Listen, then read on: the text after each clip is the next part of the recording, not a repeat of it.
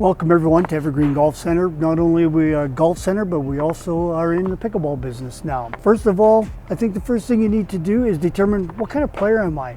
Am I a power aggressive player or am I a more finesse controlled player? From deciding what kind of player you're going to be, then we can look at the paddles and start to choose what kind of paddle works best for me. First off, we'll talk about paddle shapes. So paddles come in different shapes. We have a traditional, more square pattern compared to one that's still traditional, maybe a little more elongated. And then finally we get to a elongated paddle. So what is the difference between the two? Traditional paddle is a little more control, finesse. We get into a elongated paddle, then we're looking more to be aggressive and also add in a bit of power. Paddles also come with different core thicknesses.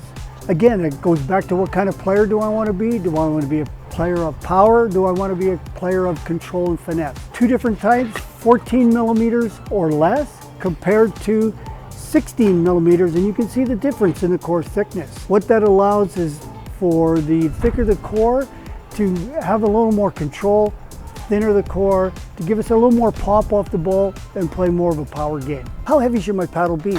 Lightweight is somewhere between, depending on the company, 7.2 ounces to 7.6, 7.7 ounces. Midweight anywhere from 7.7 to 8.2, 8.3 ounces. And a heavyweight would come in more around 8.4 plus and as heavy as 8.8 ounces. If I want to have a little bit heavier of a paddle, it'll give me a little more power. Lighter paddle will give me a little more quickness, a little more speed.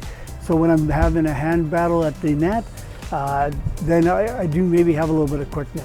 Probably one thing to remember is that paddle weight can be changed.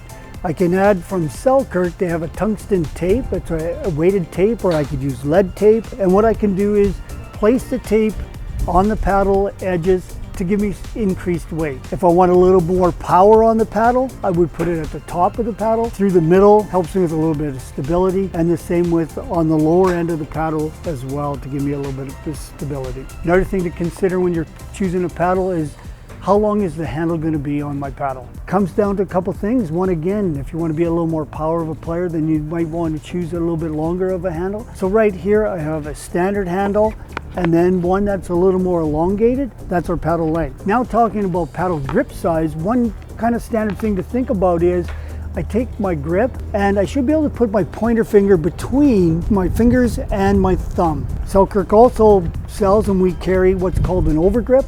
An overgrip can be placed over top of the grip to give you a little more girth in the grip size, or we can remove the existing grip, put just the overwrap on, which is quite a bit thinner, and give us a little bit smaller of a grip. One other thing to consider when getting a paddle is what is the face composed of? So one of the other types of faces for the paddles is a carbon graphite composite. Also, we have the new big thing is a raw carbon face. What it does is allows to give it quite a bit of spin off the paddle. The final one now is out by 6-0. They've gone to a Kevlar face, which gives you a little more durability and generates a lot of spin off the paddle. Come on down, we have a number of demos for you to try. We carry a number of different brands, so come on out, give it a go. We have a demo waiting here for you, and come out and play.